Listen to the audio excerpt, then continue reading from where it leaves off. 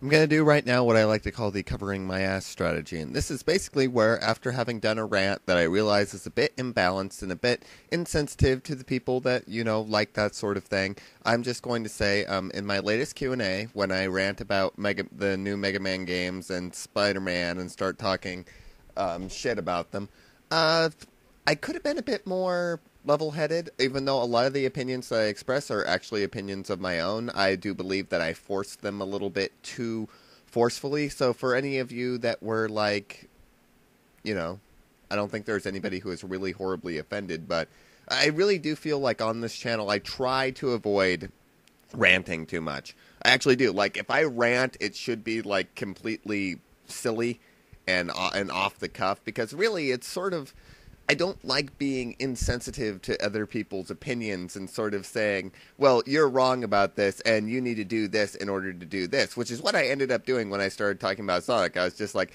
okay, you Sega fans, you need to stop spending money on Sonic. That way Sega will actually make a good Sonic game, which is a completely bogus and stupid statement to begin with, because that's completely taking out the chance that people may actually like the new Sonic games. And there's some on the handhelds that are actually really good. The Sonic Rush games, as well as numerous others that are superior to a lot of the 3D console stuff. And, Chris Gendo, when I talked to him, he liked, what the hell was that one that we were talking about? I'm sorry, I just used a bad word.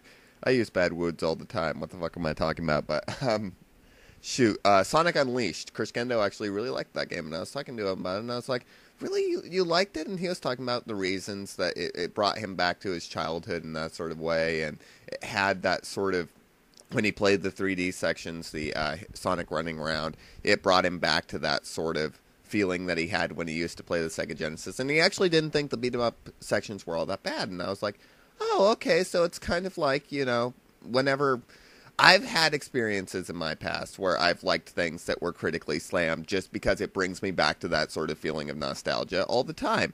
And so I guess the entire point of this entry, even though I just basically picked up a microphone and started talking without any pre-planning whatsoever, that's the beauty of the My Profile is Great. We don't believe in planning here. We believe in picking up microphones and freaking punching the hell out of a subject, whether it turns out well or not. And I have gas, so I was about to belch just in the middle of that thing, but please excuse the fact that I had a Diet Coke and I'm feeling, a little bit gassy.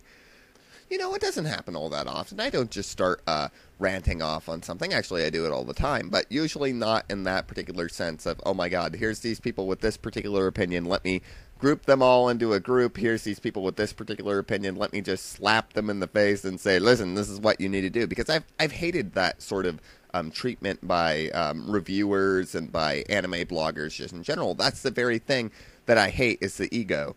When the ego comes forth, and it's like, all of a sudden, it's sort of like, no, you listen to me about what Sonic needs to do. Sonic can't handle the truth himself, so you guys need to stop doing this, and you need to stop playing more Final Fantasy. That's all I'm saying. That's all I'm saying, home dogs. I hate that. That's part of the reason why most mainstream bloggers I don't really listen to, because by the time they get to about 1,000 subscribers, they start growing the ego, and it starts becoming, like, infectious. And I just ended up not caring for that sort of thing. It's not within my priority. And so I want to keep as pure as humanly possible while ranting every so often on something that I'm personally passionate about. But being a bit more, again, level-headed than what had been unleashed in the latest Q&A. Nothing wrong with it particularly. I actually like my points. I actually thought it was very funny, and I was kind of like listening to it. Although I always find myself amusing.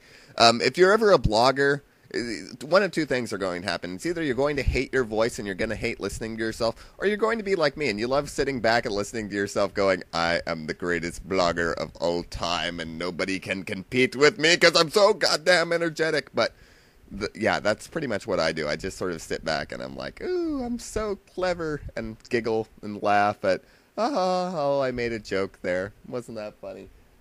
I'm getting off topic here, but seriously, for all of you guys who are like listening, and it's kind of like, if any of you thought, oh, he's kind of being a dick on this point. Yeah, I was kind of being a dick, and I'll try being less dickish in the future, especially when it comes to Sonic. This is basically, again, just me covering my ass because I don't want any Sonic fanboys And there we go, me being insensitive again. I didn't just say Sonic fans, I said Sonic fanboys. I don't want any Sonic fans writing up my ass because I said I didn't like Sonic. I've always liked Sonic when he's good. When I've liked his games, I've always liked Sonic. I like the one on the Wii with like the Arabian Nights and stuff. I thought that was cool, but on the whole, I'm just kind of indifferent about him. And maybe I just should have said that instead of going off into a whole let's kill Sonic